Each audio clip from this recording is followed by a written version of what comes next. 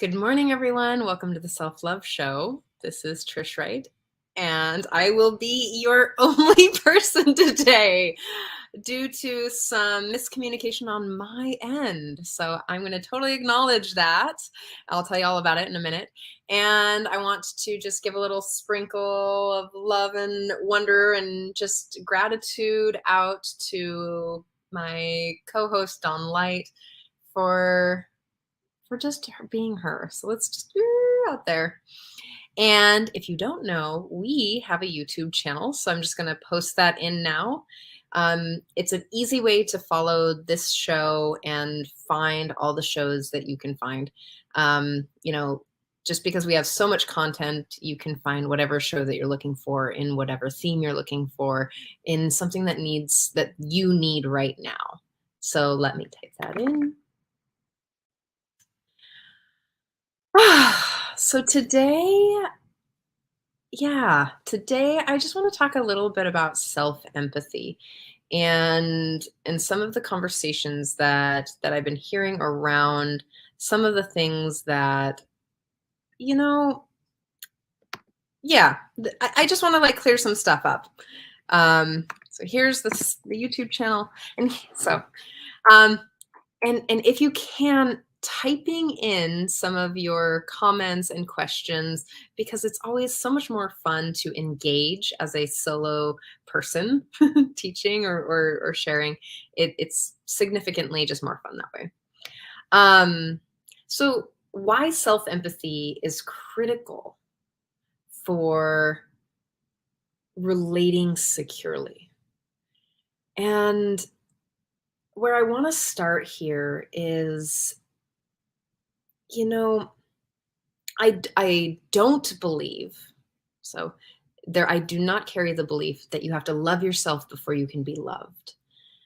So, and I think that all humans wake up in this body inherently worthy of love, respect, dignity, and to be able to be cared for just as is.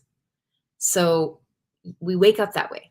We're born, or what I mean by wake up is that we just embody this being in that state, no matter who you are, no matter what you are doing, no matter anything. Like, if you are living currently in this planet, you are worthy of love, dignity, and respect. And in that sense, that you are worthy of being loved by whoever you choose and whoever chooses you as well, that there's the collaborative piece of love. And I also think that the learning skills and tools and techniques and leaning back into your own self is a really great way to learn how to relate better or easier, in fact. Maybe not better, but easier. So when you have some understanding of your own identity, personality, and ego, and what you're struggling with and what you're working with, and some strategies to get your own needs met on the interpersonal side, then you can actually meet another person and not take their experience personally. Does this make sense? Are you following along? So in that sense, what I wanted to share today is just a couple of ways to work it out. We're going to talk a little bit about self-esteem, self-confidence, self-sourcing your own needs, as well as self-empathy and why that even matters. First, I'll own that I had a pretty crazy week and wasn't very communicative with our guests this week. Communicative this week, and this is why you wind up with me. And I had a miscommunication where we're doing a pre-record with the guests next week because of childcare stuff. And I shared with Dawn, oh, hey, we're doing a pre-record, take the week off. I did not clarify take next week off. So in that sense, this is why you get me today, because Dawn is doing her deep self-care, which awesome. And she needs a break, being a mom and being a full-time entrepreneur, you, give her some time. And then there's that place of just me owning and acknowledging that I made a mistake. And if I were in the sense of like, oh, I made a mistake and I don't have the skills or the tools to actually like stay in my center there, I would probably be incredibly right now. And I have been in the past, so there's nothing wrong with that. But now I look at it and I'm like, okay, this is how it's working.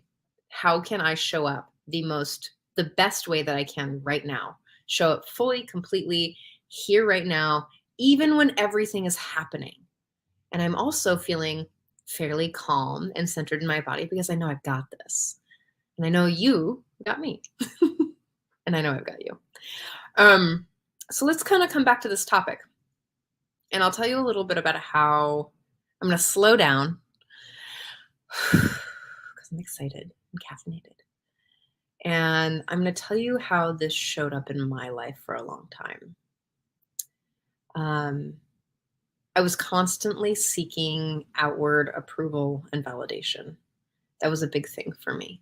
There was a lot of seeking comfort and seeking validation for the wild human that I am from another person. I was leaning in to these people to get my needs for safety and security and being heard and seen and met. And what that often, it was a lot of what often happened is that it was a lot of pressure for those people to be the validator, to be to be that stability or that pillar for me. And I forced them into a role, whether that was savior or rescuer or, something like that. There was like this definite drama triangle there. And I didn't feel like there was so much like miscenteredness or just like off balanceness that I couldn't find that groundedness within myself. For some of you who've been watching for a while, and for some of you who know me in person, you know that I have a lot of personality, we'll say it, or whatever. Like I've got a lot of just Trishness. And this, to not be able to own all of that for myself was really destabilizing for me. So again, I'm leaning in, asking for all of this time and attention. And if they didn't give it to me the way that I wanted it to, I would take it as not being loved, or I would make them the perpetrator, or I'd make them the bad guy. And I replayed this whole situation out multiple times. And we can talk about kind of where some of these things came from, like early childhood programming, being socialized as a female, like there's, living in a capitalistic society, we can dissect some of those things if we wanted to, though it's unnecessary. But we'll go there. There's some programming that I received as a woman, as someone who is about having estrogen running body, that meant that I was always told to respect authority and to never question authority. And so I was always looking up to a man or an elder or a parent, and never questioning those pieces, never questioning if that was the right decision for me personally.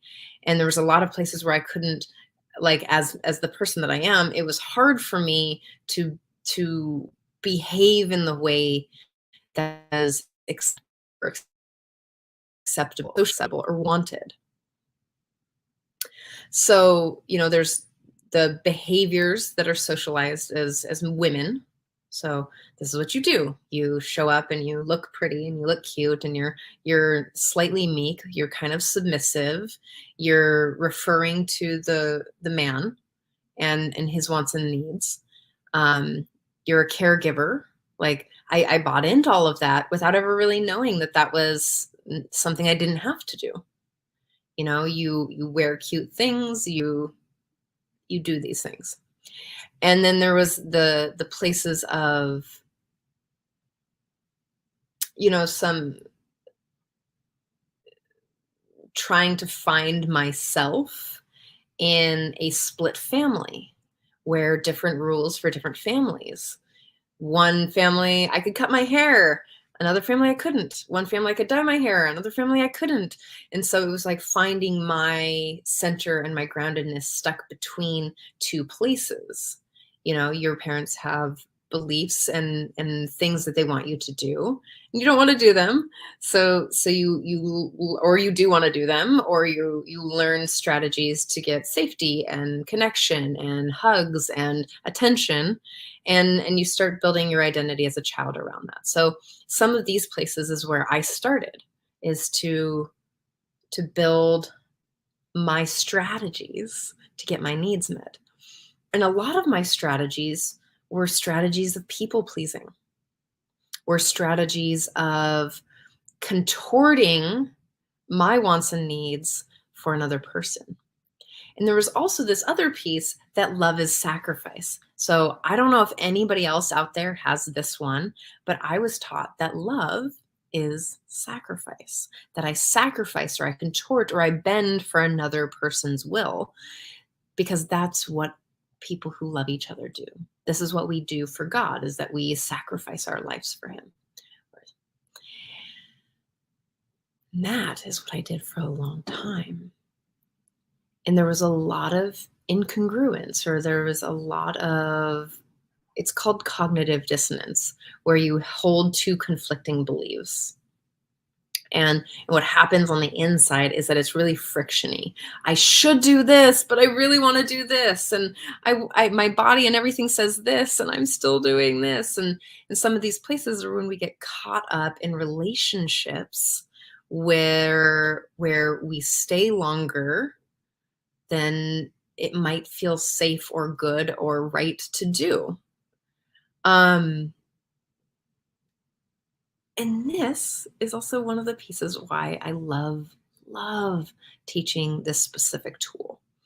I have done many workshops and retreats and learned courses and classes and just lots of things. And it's been an amazing delayering for me, my traumas and my past, and to get me to this point. And one of the things that really helped was learning how to empathize. And I didn't know that you could learn. I thought that it was an inherent thing, that just you had it or you didn't. I even, got fired from a relationship coaching job in 2017 because I was not empathetic enough. So what was really fascinating, because I was like, oh gosh, I'll never be a coach. I'll never, be a therapist when because I don't have this empathy thing.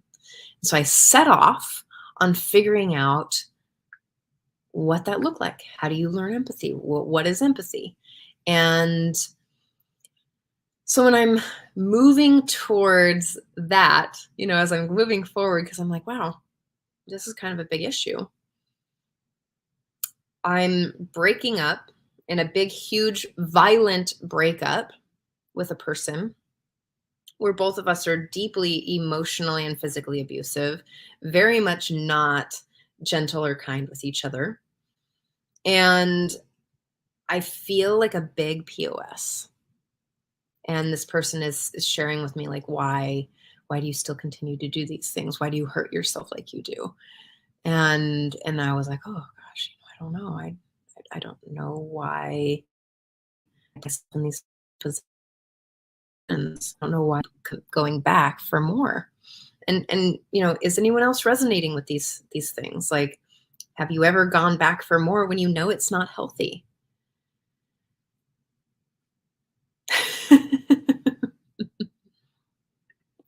So what I set off to do, and I got into this Gestalt program this embodied Gestalt program, which changed my life. And then I found Scott Catamas. I refound him.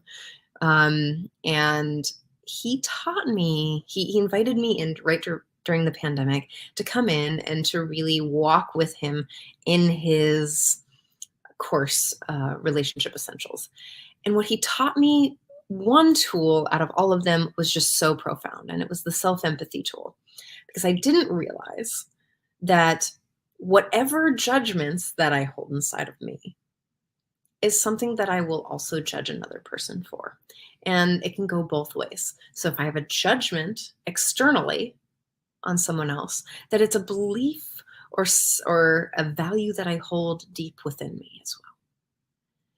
And as I started to unravel some of my own patterning and beliefs and understanding from the world, it occurred to me then that I was like, oh, I've been running a lot of these, well, certain programs or beliefs and impressing my beliefs onto another person. So when I get really angry, and I still get angry, everyone gets angry. It's okay to be angry. It's just what you do with it. And when I find myself angry or really upset, I kind of look back. I take a step back. I'm like, what are my wants and needs there? And what's the value that's running? What's needing to be met? And I've created these strategies that I really want to help you with. And so this is one of the foundational practices that I teach my clients, because again, we live in a society that doesn't teach us how to feel or to really access our wants and needs, to effectively communicate them, and to actually meet a lot of those for ourselves before we go to another person. Again, I want to make it clear that I'm not saying that you can meet all of your wants and needs.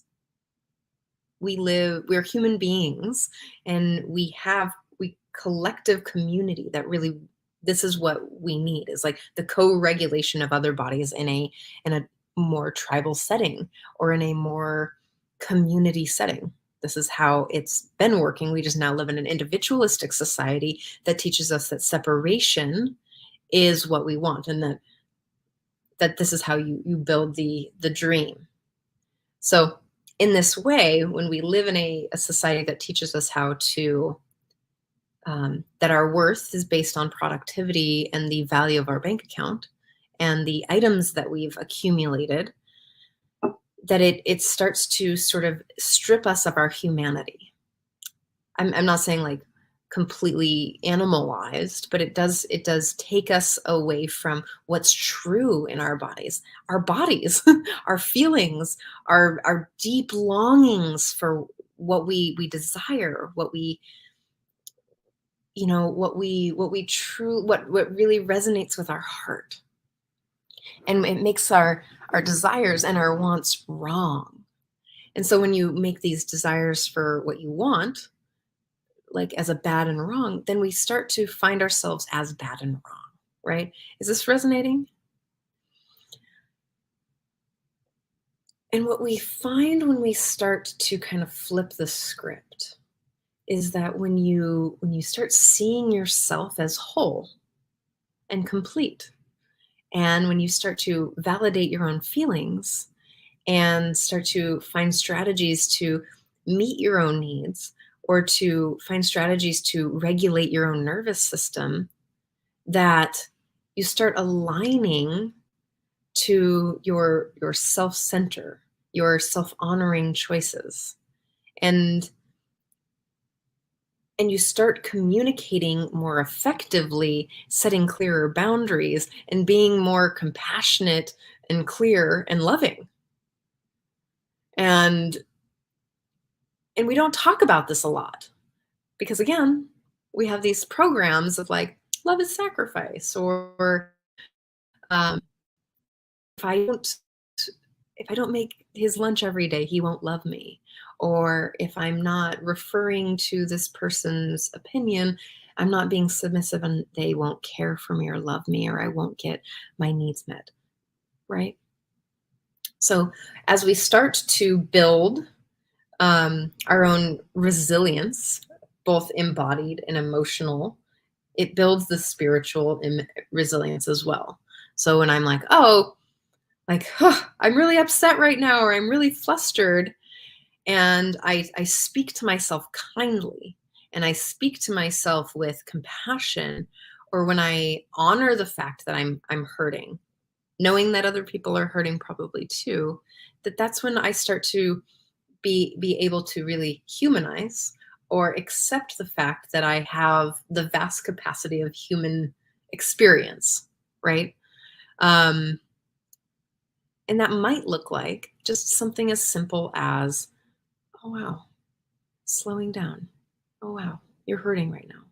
And it starts there. Generally though, how it really shows up is that we get really fiery, like there's a feeling inside. We might have obsessive thinking. We might have crunchy feelings. We might want to talk shit about someone else. We might want to do these things that, like, I'm hurting, so I'm going to hurt someone else. Right? So the projection of pain onto another person, instead of kind of owning that whatever that person might have done or didn't do stimulated something inside of me, a want, a desire, a need, a value, something that needs to be met, right? So the ownership piece is also really important in this self-empathy piece as well. That's part of giving yourself empathy and focusing really on you. It's really interesting to have a monologue, so I hope you all are okay with it. Okay. So as I continue to practice self-empathy, and as I continue to practice self-sourcing my needs, what is happening, and I'm also teaching my clients to do that. And I also wanted to teach my clients to do that, is that the way that they're relating is from a more secure place. And what I mean by security is in the realm of attachment theory, is that they're learning their own strategies for when they get dysregulated, when their body, or they're upset. They're learning strategies to build resilience within their body. And how they're relating and how they're communicating, how they're showing up in their relationships, setting boundaries, as well as communicating their love and wants, it's becoming more effective. They're also not contorting as much, and they're seeing how they can be better at listening from a more neutral, how does Don call it? The neutral observer place. Is this all making sense? It's helpful to kind of know the distinctions here. So as you learn self-empathy, you build self-esteem. And what I'm talking about self-esteem, I'm not talking about the arrogance piece, but I'm actually talking about the piece of knowing that you can trust yourself. And this is a big piece that we lose through sort of like some challenges or some traumas, or some maybe we didn't grow up in the safest household where you couldn't trust your intuition, or when someone's telling you, yes, come closer, and you're like, okay, and then they're not showing up in the way that they've promised or that you wanted them to, and you trusted your own intuition there, and it caused pain. So we learn to mistrust ourselves, which then correlates to this mistrust in other people as well. So as we learn self-empathy, as we practice these things, we learn how to find our balance, find our center, find our core, and move from that place, right?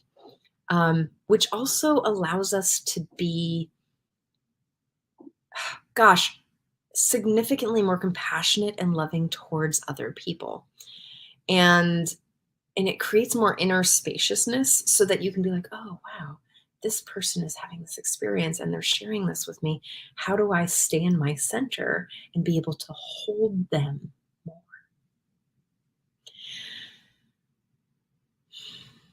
I promised you some things. So self-empathy, self-esteem, self-sourcing, secure relating. Just, usually I have another person here to like bounce ideas off of. She keeps me pretty focused. So the piece about self-sourcing, and again, this is coming from a person who learned how to be codependent. I learned how to people please to meet my needs. I learned that external validation was what I wanted and needed. As the area that I grew up in, there's lots of ways to look at this, but that I needed a person next to me to validate my experience. And this was the programming that I received as a young girl. If I didn't have a partner, then I was worth less than a coupled person. And I didn't know what I didn't know. I thought that was what was true because that's what I had learned.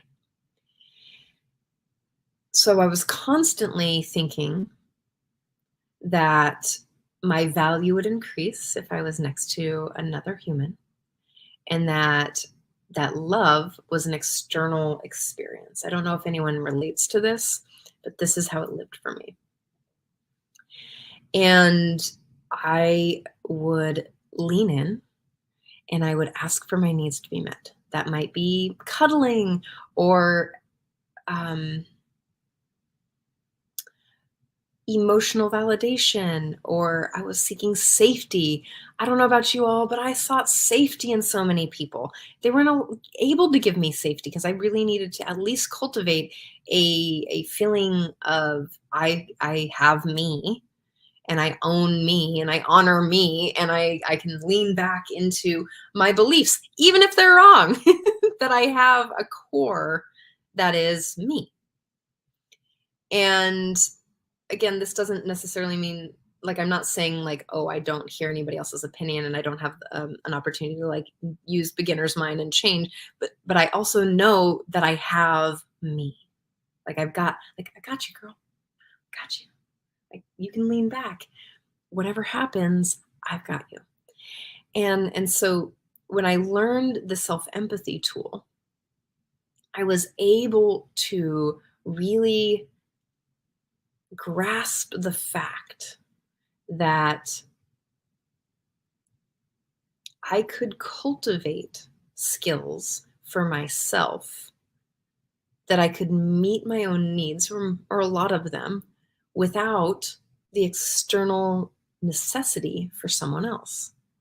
For someone who had been depressed before, someone who felt pretty lonely in their life, this was a really powerful moment that I could not only validate my own feelings, my own experience, my own whatever I was working with, and then move from there to an action step. Because I don't know anybody else. Like, I don't know if anybody else loves action steps, but geez, like give me an action and I feel like I'm like, yes, I feel like I'm moving forward. And to take an action step to actually care for myself. And this is a good distinction, is like I have this thing that I'm like, ooh, do epic self-care. And epic self-care looks like some of these strategies. Like, how do you best take care of the body and the mind and the spirit that you inhabit? Like, how do you best care for that when you're not feeling safe or centered or grounded? What do you need in those places to really like hold your core? This was profound for me. And this is really profound for a lot of my clients, to find their core and their North Star, to find like when they get off centered, how to come back to their own regulated nervous system as much as they can and move towards something that is truly aligned with their values, truly aligned with their heart and their needs and their wants. And what this offers is more stability within themselves. It offers them security and trust and self-trust in themselves. This is why I teach the classes like cultivating self-trust, cultivating sexual self-trust, you know, negotiating reality with another person. Like I teach relational classes because I think this is important in the world. And I also teach individual self-love classes because I also think that these multiple pieces, I mean, can we just cultivate more love in the world for everyone? And in that sense, it gives you the opportunity to stay center and be in the center with someone else's center. So it's like, oh, how can I love you in your center? How can I love me from my center? And how can that benefit the whole world? I love the triple win. It's one of my favorite things because this is here's one of my values, the triple win. Is it good for me? Is it good for you? Is it good for everyone? Is what's good for both of us good for everyone? And this kind of distinction here is also, it also is necessary to stay in one's core and center and truth so that we're not falling back into a self-abandonment, right? Because this is also very important. Self-abandonment or contorting or people-pleasing, which is a kind of a reality manipulation or a gaslighting, that will create resentment for both of you. And how that creates resentment is that if you're contorting and you're not showing up as your full expressed, like, I want this and I need this, and this person's like, I can't give that to you. And you're like, well, they're bad at wrong for not giving it to me. Or even if they're like, oh, great, thank you for giving me all this. Of course, they're going to take it because you're giving it freely. Then it creates resentment, but it also creates mistrust between both of you. Like you can't trust yourself if you're contorting, and they can't trust your word of a yes or no because they don't know that you're not telling the truth, or you don't know that they're not telling the truth. Does this make sense? So as we start to cultivate more security within ourselves and start to cultivate these strategies for meeting our own needs before asking for an external validation, then we start building resilience. We start building a regulated nervous system. We start seeking out things that are good for us. And we also start seeking out things that are good for other people as well. And I know that this is kind of heady, and then we're going to get into the practices itself. This is just some of the foundational, like if I could teach this to everyone in the world, I think that we would all have just sweeter, more loving relationships. And I love to give this one away for free because it was so foundational for me. I've had a lot of foundational practices in my life, and this one is, I wish we could teach children this. So I'm just like tracking here. The self-sourcing piece, again, I want to just clarify that I don't think that we can meet all of our own needs. I just don't think it's realistic. We live in a world with 7.8 billion realities, and that is just the truth. We live with other people, regardless of where we live alone. Now we get to choose proximity to people, aka our boundaries. How we relate to another person is in our boundaries.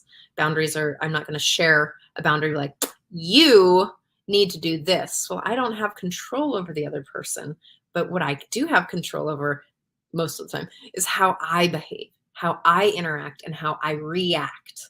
Now, if I can't do those things, then I really need to manage my proximity to the other person, whether it's their emotional space, whether it's to their physical space or their spiritual space, and to be communicative and loving and kind about where I'm at there.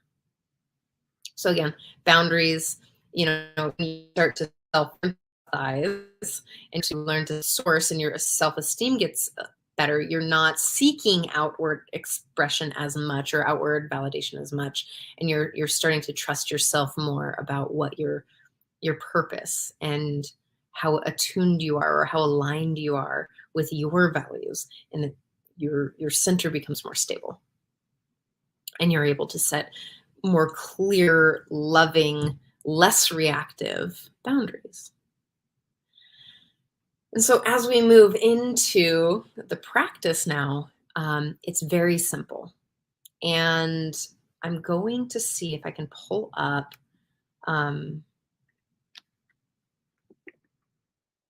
a couple tools that will help you understand what I'm talking about. Just one more second.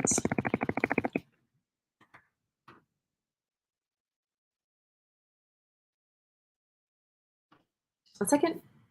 Again, I'm running it on my own, so I super appreciate your patience.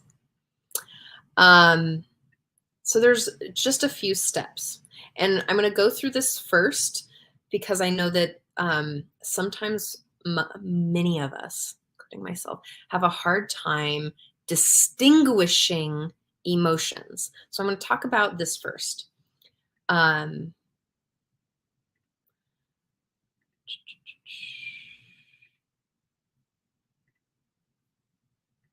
think you all can see this. All right, so the feelings wheel. A lot of the time, we're not taught how to really distinguish our feelings. This is the Gottman Institute Feelings Wheel. And I invite you to find it online, or you can screenshot this. Maybe I'll give you a little bit better. But it is the Gottman's Feeling Wheel. And when I ask you to go into your feelings, I'm asking for you to pick the words here. These are all feelings words based on the 6 general feelings. So mad, scared, joyful, peaceful, sad. And I do invite you to actually like find the other words, like the from the center moving outward, to find some of the other words when we do this practice. Right. So even now, when you're looking at it, can you pick a couple words that you feel, or a couple feelings, couple emotions that you feel often? And I'll give you just a moment to look. And then pick some of the feelings that you want to feel more often.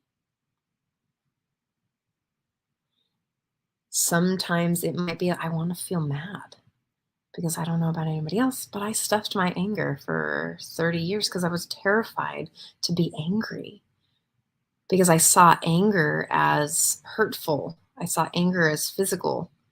I saw anger as violence. And I didn't know that there was another way.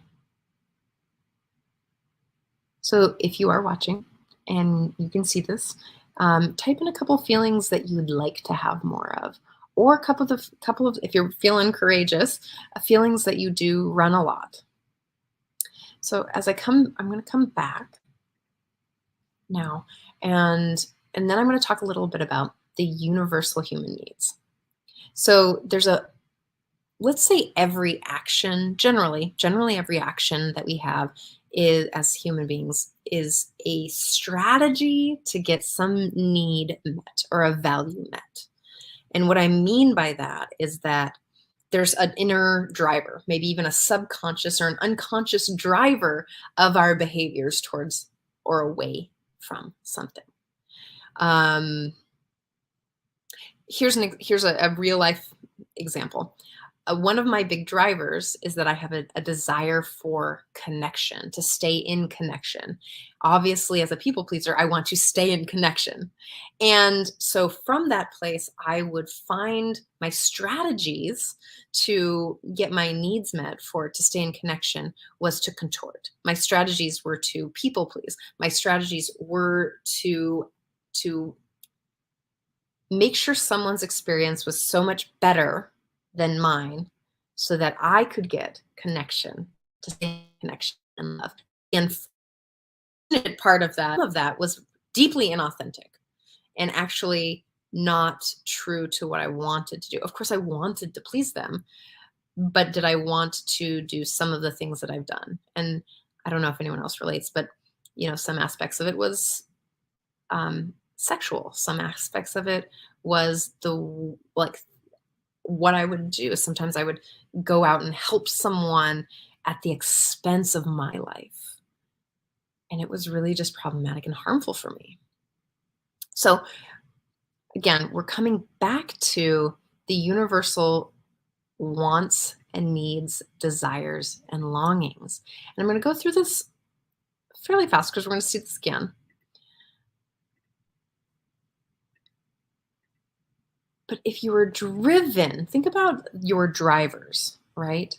So we're constantly driven by certain things. Now take a sweet little look at these lists, this big list. Like, what is it that you deeply desire? What is a longing, or what is something that you value? So again, looking at this box right here, the primary needs for connection, safety, respect, appreciation, to be seen clearly, to be understood. And for some of these primary emotions, they're not correlated specifically, right? It doesn't necessarily mean that this is, you're going to feel frustrated because you're not being seen clearly, but that often shows up that way. But this is not mutually inclusive here.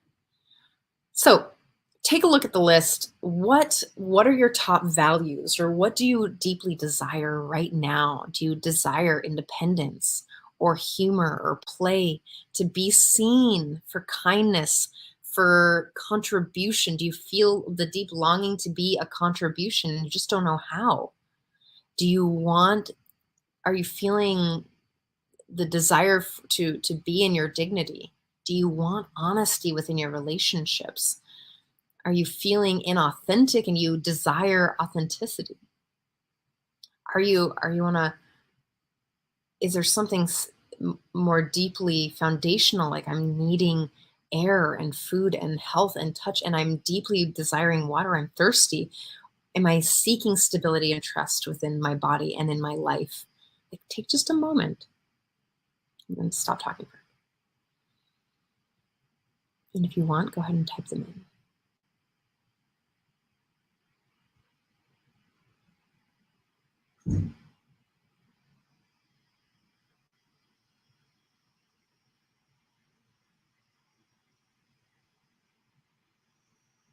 Okay, so now that we've had a moment to kind of look at these things, I'm going to run you through the practice. And so if you're ready, go ahead and sit back wherever you are. If you are able to sit back, if you're driving, please do not close your eyes. Please keep your eyes on the road and just listen. But if you are able to sit back in your desk or in your couch or something that you're at, I invite you to close your eyes just for a moment and pick a challenge that's up for you in your life. Don't pick the hottest one in your life, because I would hate for you not to have support on the back end of this. So pick something. Maybe even it's a conversation or a negative self-chatter in your brain right now. Maybe it's about going on, like, the guy that you went on a date with ghosted you. Or maybe she ghosted you, they ghosted you. Or maybe you're having conflict with a parent or a child or a friend or lover. Or maybe you're just feeling really lonely. But pick a thought, whatever it is that you're running right now. It might look like, here's one from a personal example. Oh, if I was a better communicator, I would have my business partner. Or I made a huge mistake. And then on this next breath, so you're only going to run that once, 15 seconds, no more than 15 seconds. drop down from your brain into your chest. And from this point, I invite you to acknowledge feelings. And I'm going to that feelings list back up. Acknowledging what feelings are connected to that thought.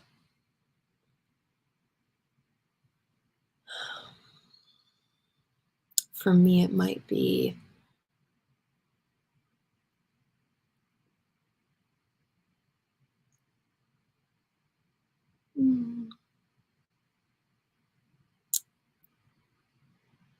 not feeling exactly any of these words, but I feel a little silly. And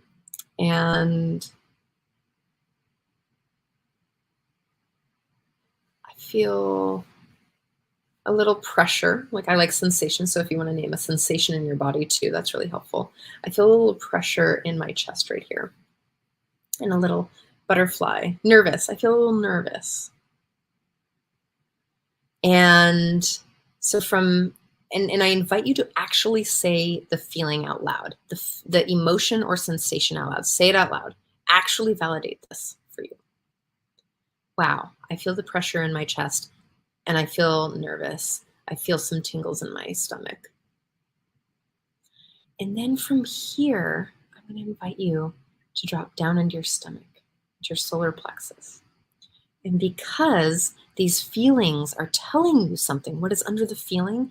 A desire, a want, a longing, or a value that's seeking to be met.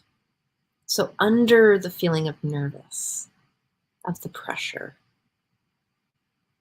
I want to feel like my desire is to know that I'm competent and that I'm a contribution and I'm in integrity. And then I'm an effective communicator. And I add a couple little things here. It's like, oh, I'm human. Scott Catamas would say, how perfectly human. And Brene Brown might share a little bit about, hey, can you speak to yourself kindly here? Like, oh, I see that you want those things and you've made a mistake. So running the thought, coming back down into the emotion, coming into your body, what's the want, need, and desire that's up? And here's a couple questions. Can another person, or the other person, if you're thinking about someone specific, can this person, are they capable, specific wording here, are they capable or willing to meet my need right now? And oftentimes, they might not be capable of holding you. And I like to take it a little further. Even if they are capable and willing, how can I meet my need for competence, integrity? What's the other one? Contribution right now.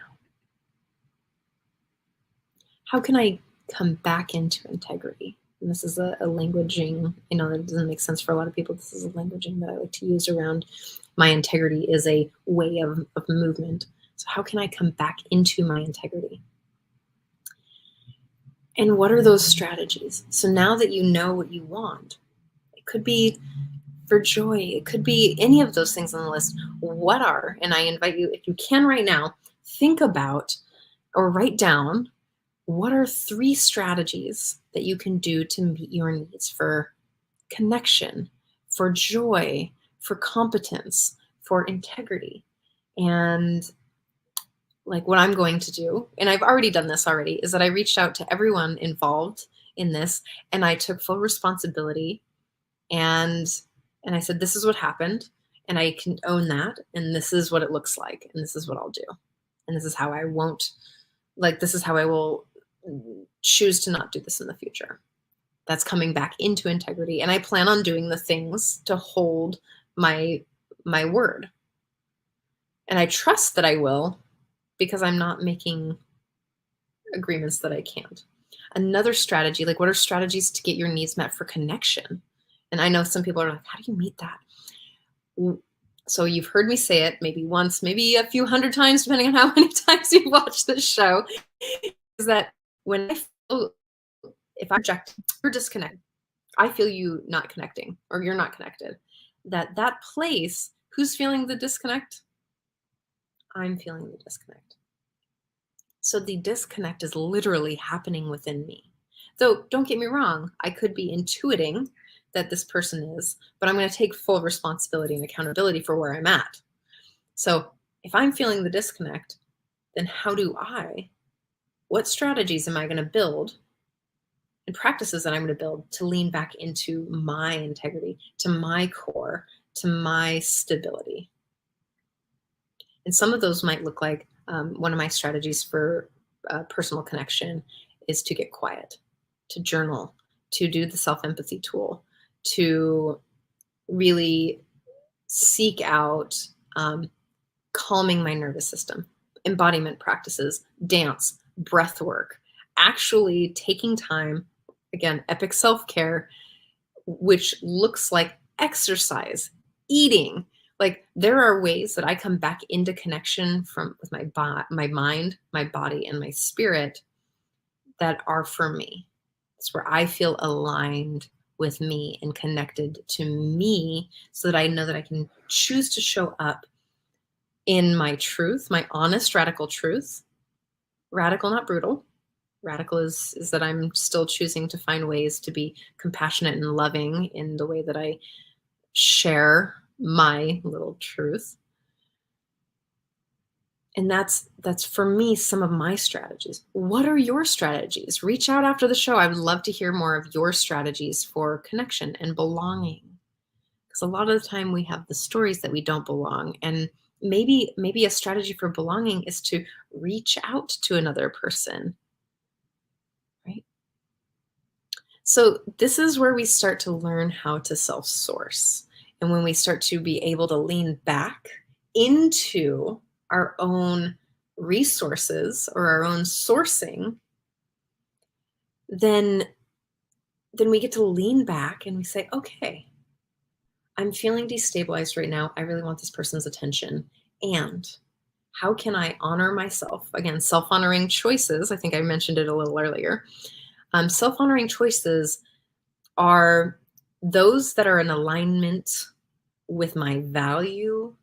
So my words, my thoughts, my words, and my actions are in alignment, are congruent with how I'm actually moving in the world. So what are my self-honoring choices?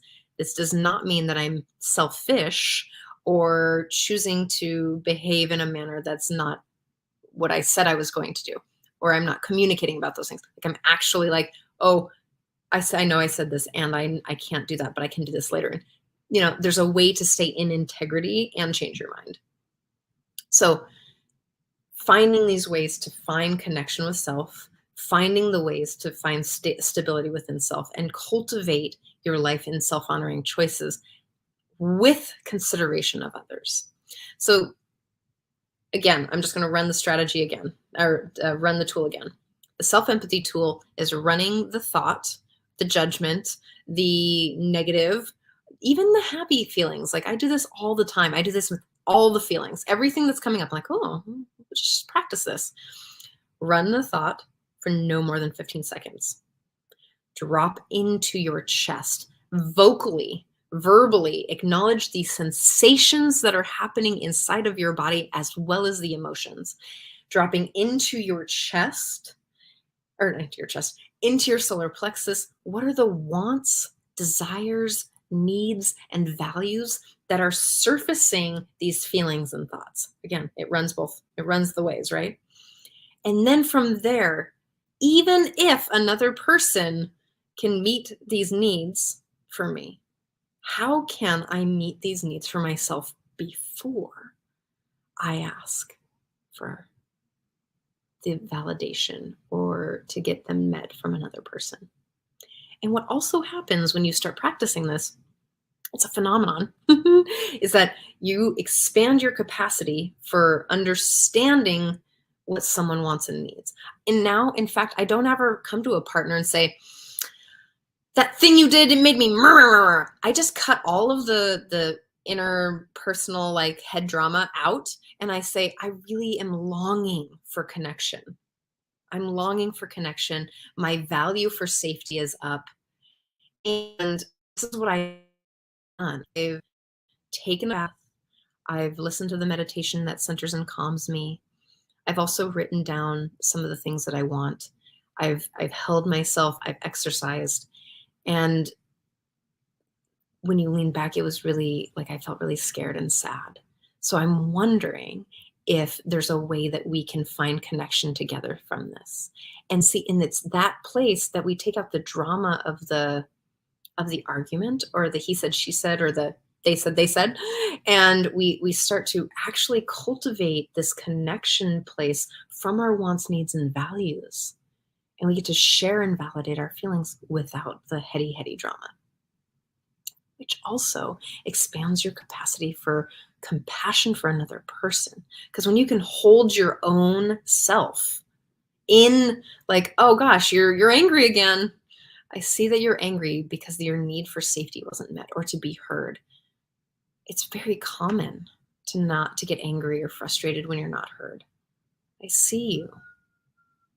That you get to start communicating differently with yourself, which gives you this opportunity to communicate differently for another person. It starts to dissolve some of the judgments that we project. Do you see it? Do you see how that happens? Where do I want to go from here? So again, it's just a practice that I like to teach all of my people. This is the foundational, like, especially because I literally work with codependents and people pleasers. This is my people. And to help them find their center and their groundedness and their deep longings and desires, and how to hold their boundaries, how to teach them how to have boundaries without feeling like an asshole. And in that space is like, the desire is to have a community of people practicing these tools so that we can communicate with love and compassion, and to be honestly coming to our self-esteem without arrogance. So thank you all for showing up and sharing this moment of self-empathy and learning how this can be a tool for secure relating, how this can create a balance of understanding and compassion and empathy for each other, and curiosity leaning in to, I wonder how this person's feelings, or what's under the thought process that really makes them so angry or so sad or run away. Like, how can I hold more space for myself and for others? So if you have any questions about this, please reach out. You can find me on Facebook and Instagram. Facebook at Trish Wright Loves. You can find me on Instagram at Libralicious, LIBRALISCIOUS. You can also reach out to me on my website at Trish Wright Global or TrishWrightLoves.com. And again, we have a YouTube page, which it's just significantly easier to find what you want to teach on, or you want to learn on. Like, maybe it's self-empathy, and maybe it's the domestic violence class, or maybe it's the ADHD class that we're having next week, or, like, there's a lot of things that you can just, what else do I want to tell you? I just really appreciate you showing up, even though it's just me. Go ahead and like and subscribe to our YouTube and our Facebook page, because this really helps us out. This really helps us grow, and it messes with the algorithm so that other people, like your friends or your family, or maybe even people you don't know and you still want to love them, it helps them find us. So if you love the show, engage with it a little bit. So that we can have a little bit more, love and light in the world. Love and light. Love, light, compassion, and full expression, where we can hold each other in our deep humanness, where we can hold each other in our full, complete, rawr, and not become afraid. So I am going to type in my website. So find Trish.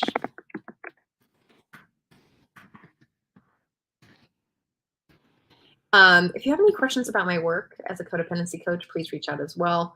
Going through the websites is easier and more effective.